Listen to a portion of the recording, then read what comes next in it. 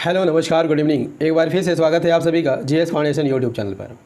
दोस्तों याद रखिएगा ये मेरा नया चैनल है और आपके सपोर्ट की हमें काफ़ी ज़रूरत है, इसलिए रिक्वेस्ट है कि चैनल को सब्सक्राइब ज़रूर कर लीजिएगा। मैं आपसे वादा करता हूं दोस्तों कि इस चैनल पर आपको निराशा हाथ नहीं लगेगी। मैं आपके लिए लगातार अच्छे कंटेंट ला रहा हूं और आगे भी इसी तरह का प्रयास जारी रहेगा जो आपके किसी भी कॉम्पिटिटिव एग्ज़ाम के लिए महत्वपूर्ण रहेगा। ठीक है, तो दोस्तों आज के सेशन में हम करेंगे झारखंड के क्षेत्रीय राजवंश का दूसरा वीडियो, क्योंकि इससे पहले झारखंड के क्षेत्रीय राजवंश का पहला वीडियो बनाकर अपलोड कर चुका हूं। लिंक डिस्क्रिप्शन में दे रखा है, आप वहां जाकर देख सकते हैं या फिर मेरे प्ले लिस्ट में जाकर देख सकते हैं। तो दोस्तों यदि आप JSS CGL या 11वीं झारखंड लोक सेवा आयोग की तैयारी कर रहे हैं तो इस वीडियो को पूरा देखिएगा। ठीक है, क्योंकि मैंने जहां से कंटेंट लिए हैं वो अरुण अग्रवाल सर की पुस्तक है उड़ान पब्लिकेशन की झारखंड वस्तुनिष्ठ, और इसमें लगभग 8000 प्रश्न दिए हुए हैं। ठीक है, और मैं लगातार इसी से कंटेंट ला रहा हूँ जो आपके परीक्षा के लिए काफ़ी महत्वपूर्ण रहेगा दोस्तों। ठीक है, तो चलिए शुरुआत करेंगे सेशन की, लेकिन सेशन में जाने से पहले एक बार फिर से रिक्वेस्ट है कि लिंक को कॉपी कीजिए, दोस्तों के साथ शेयर कर दीजिए। तो चलिए शुरुआत करेंगे सेशन की। पहला सवाल है, जल्दी हम लोग करेंगे, यानी 51 क्वेश्चन, क्योंकि 1 से 50 तक पहले वीडियो करा चुका हूँ। रघुजी भोसले ने किस वर्ष बंगाल पर आक्रमण किया जिसकी शिकायत अलीवर्दी खान ने मराठा पेशवा से की थी? तो इसका सही आंसर हो जाएगा 1743 में। नेक्स्ट सवाल, पेशवा बालाजी राव निम्न में से झारखंड के किस स्थान से होकर बंगाल गए थे? सही आंसर हो जाएगा राजमहल से होकर बंगाल गए थे। अगला सवाल, बंगाल पर आक्रमण करने के बाद रघुजी भोसले निम्न में से झारखंड के किस क्षेत्र से होकर अपने राज्य को वापस लौट गए थे?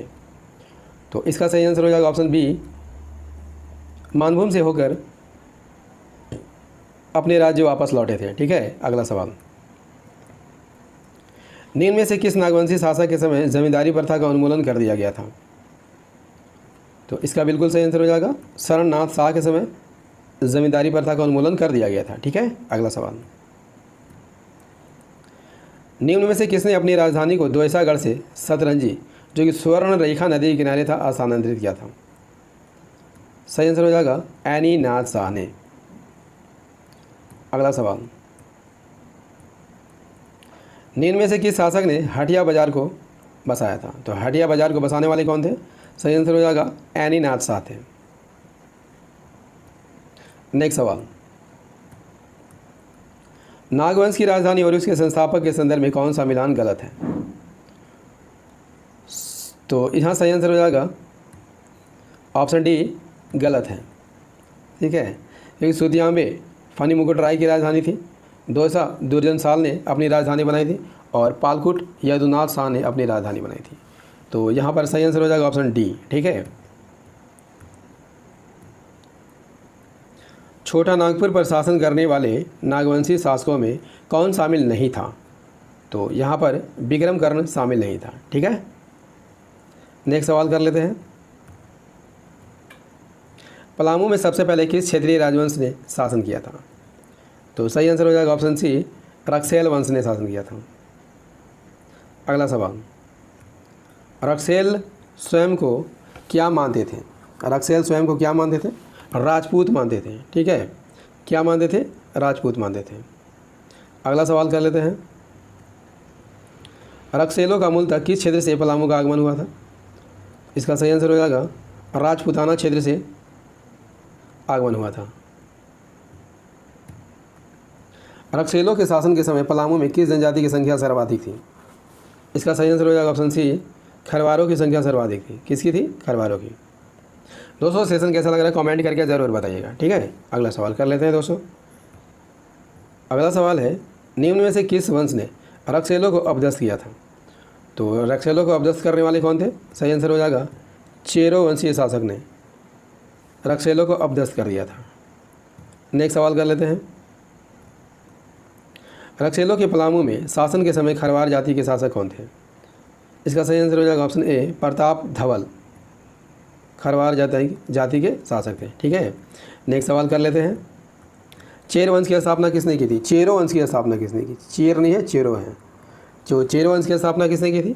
सही आंसर हो जाएगा ऑप्शन डी, भागवत राय ने की थी। ठीक है, भागवत राय ने की थी। दोस्तों सभी प्रश्न इंपॉर्टेंट है, ठीक है, तो वीडियो को बिल्कुल भी स्किप मत कीजिएगा। ठीक है, अगला सवाल, चेरो वंश की स्थापना कब की गई थी? यहाँ पर सही आंसर हो जाएगा ऑप्शन बी, 1572 में की गई थी, है ना, 1572 में की गई थी। नेक्स्ट सवाल कर लेते हैं, निम्न में से कौन सा चेरो वंशीय राजा बहादुर शाह, जहांदर शाह तथा फर्रुखसियर के समकालीन था? तो यहाँ पर सही आंसर हो जाएगा ऑप्शन डी, साहेब राय, इन तीनों के समकालीन थे। नेक्स्ट सवाल कर लेते हैं, निम्न में से साहेब राय का उत्तराधिकारी कौन था? तो साहेब राय का उत्तराधिकारी रंजीत राय था। ठीक है, रंजीत राय था। अगला सवाल, रंजीत राय के शासनकाल में बिहार का कौन सा मुगल सूबेदार पलामू आया था? सही आंसर हो जाएगा सरबुलंद खां पलामू आया था। नेक्स्ट सवाल, 70वां सवाल है, रंजीत राय ने मुगल सूबेदार सरबुलंद खां के निम्न में से किस क्षेत्र पर कब्जा कर लिया था? रंजीत राय ने मुगल सूबेदार सरबुलंद खां के किस क्षेत्र पर कब्जा कर लिया था? तो यहाँ पर सही आंसर हो जाएगा सिंहभूम क्षेत्र को अपने कब्जे में कर लिया था। ठीक है, अगला सवाल, टोरी परगना कब तक रंजीत राय के कब्जे में रहा? तो सही आंसर हो जाएगा ऑप्शन डी, 1722 तक रहा था। ठीक है,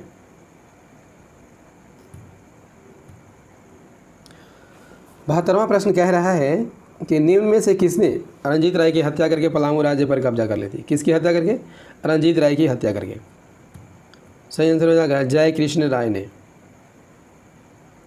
अगला सवाल, बिहार के किस सूबेदार ने 1730 में पलामू के चेरो राजा जयकृष्ण राय से कर वसूल किया था? तो यहाँ पर सही आंसर हो जाएगा ऑप्शन डी, फ़खरुद्दौला ने। अगला सवाल कर लेते हैं, बिहार के सूबेदार फ़खरुद्दौला ने चेरो राजा जयकृष्ण राय से कितना रुपया कर वसूल किया था? सही आंसर हो जाएगा ऑप्शन बी, 5000 रुपये कर वसूल किया था। नेक्स्ट सवाल कर लेते हैं, 75वां सवाल है, 1733 में बिहार का सूबेदार बनने के बाद अलीवर्दी खां चेरो राजा से कितने रुपये सालाना मालगुजारी निर्धारित किया था? यहाँ पर सही आंसर हो जाएगा दोस्तों 5000 रुपये। नेक्स्ट सवाल, 1740 ईस्वी में बिहार के किस मुगल सूबेदार ने चेरो राजा जयकृष्ण राय पर 5000 रुपये वार्षिक मालगुजारी निर्धारित किया था? सही आंसर हो जाएगा जैनुद्दीन खान ने निर्धारित किया था। ठीक है दोस्तों, यदि सेशन पसंद आ रहा हो तो सेशन को एक बार से लाइक ज़रूर कर दीजिएगा, दोस्तों के साथ शेयर कर दीजिएगा, और यदि आप भी इस चैनल पर नए हैं चैनल को सब्सक्राइब ज़रूर कर लीजिएगा, क्योंकि मैं ऐसे ही वीडियो आपके लिए लगातार लाने का प्रयास कर रहा हूँ। ठीक है, अगला सवाल कर लेते हैं,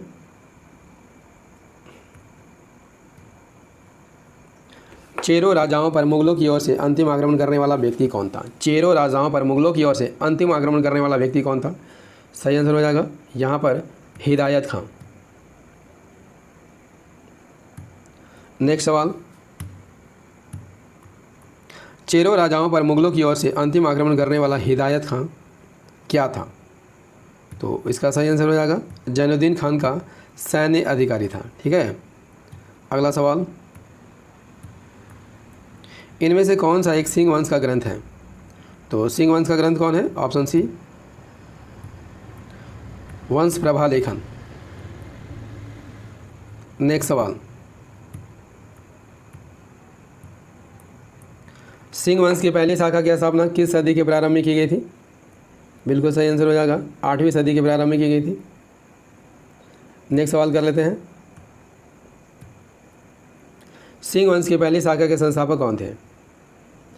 तो सिंह वंश की पहली शाखा के संस्थापक कौन थे? कांसीराम सिंह थे। सही आंसर हो जाएगा कांसीराम सिंह।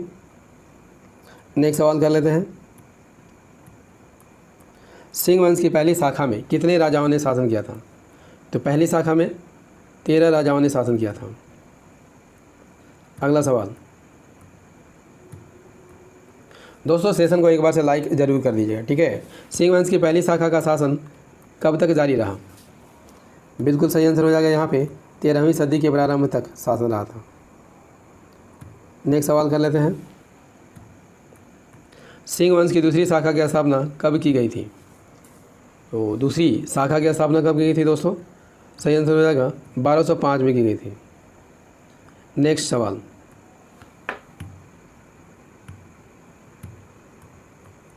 सिंह वंश की दूसरी शाखा की स्थापना किसके द्वारा की गई थी? सही आंसर हो जाएगा ऑप्शन सी, दर्प नारायण सिंह के द्वारा की गई थी। ठीक है, अगला सवाल कर लेते हैं। सेशन को एक बार से लाइक ज़रूर कर दीजिएगा दोस्तों। सिंह वंश की दूसरी शाखा के दूसरे शासक कौन थे? तो दूसरी शाखा के दूसरे शासक कौन थे? युधिष्ठिर थे। नेक्स्ट सवाल, युधिष्ठिर ने किस वर्ष सिंह वंश का शासन अपने हाथों में ले लिया था? इसका बिल्कुल सही आंसर हो जाएगा 1262 में। ठीक है, अगला सवाल।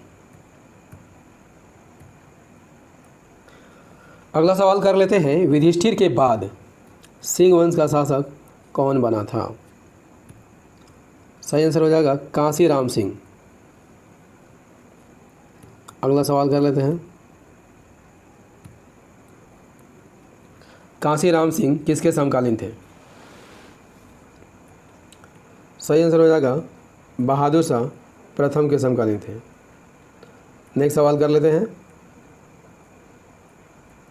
कांसीराम सिंह अपनी राजधानी किस स्थान पर बनाई थी?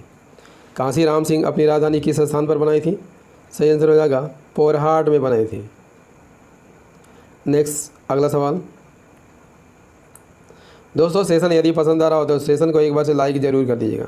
आपके लाइक करने से हमारा मोटिवेशन बना रहता है, ठीक है, और हमें नए नए वीडियो बनाने के लिए प्रेरित करता है। तो लाइक ज़रूर से ज़रूर कीजिएगा, ठीक है। अगला सवाल 91 है, कांसीराम सिंह के बाद सिंह वंश की गद्दी पर निम्न में से कौन आसीन हुआ? सही आंसर हो जाएगा अच्युत सिंह।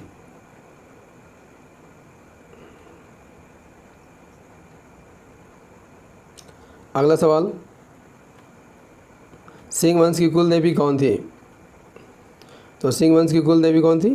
पौरी देवी थी। अगला सवाल,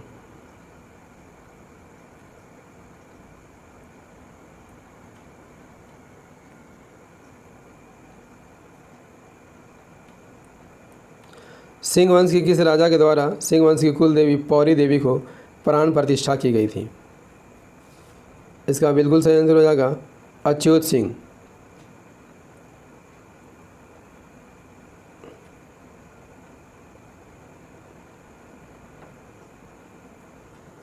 अगला सवाल कर लेते हैं,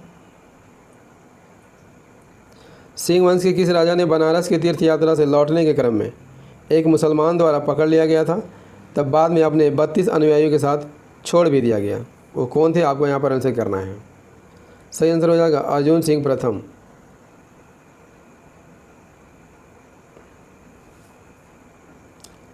अगला सवाल, बनारस की तीर्थ यात्रा से लौटने के क्रम में एक मुसलमान अर्जुन सिंह प्रथम को पकड़कर किस स्थान पर ले गया था? तो इसका बिल्कुल सही आंसर हो जाएगा कटक। अगला सवाल, अर्जुन सिंह प्रथम के बाद सिंह वंश का शासक कौन बना था? वेरी वेरी इंपॉर्टेंट प्रश्न है यहाँ पे। अर्जुन सिंह प्रथम के बाद सिंह वंश का शासक कौन बना था? तो इसका सही आंसर हो जाएगा जगन्नाथ। नेक्स्ट सवाल, जगन्नाथ सिंह द्वितीय सिंह वंश का शासक था, कैवां शासक था? आपको यहाँ पर आंसर करनी है। सही आंसर हो जाएगा 13वां शासक था। नेक्स्ट सवाल, निम्न में से सिंह वंश के किस शासक के उत्पीड़न से तंग आकर भूइयां जनजाति के लोगों ने विद्रोह कर दिया था? तो इसका सही आंसर क्या हो जाएगा? सही आंसर हो जाएगा जगन्नाथ सिंह द्वितीय।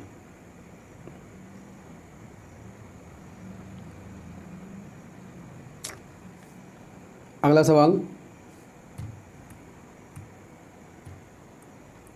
सिंह वंश के किस राजा ने विक्रम सिंह को 12 गांव का एक जागीर दिया था जिसे सिंहभूम पीर कहा जाता है?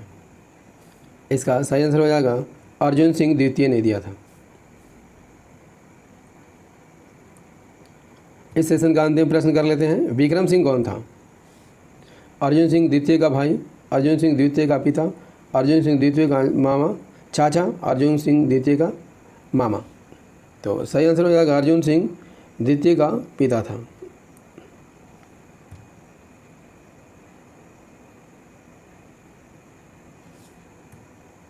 दोस्तों सेशन कैसा लगा कमेंट करके ज़रूर बताइएगा, और याद रखिएगा मेरी वीडियो रात को 10 बजे आती है, तो इसे रोज़ देखना मत भूलिएगा। मिलते हैं झारखंड के क्षेत्रीय राजवंश पार्ट 3 को लेकर, ठीक है। मिलते हैं अगले सेशन में। जय हिंद, धन्यवाद।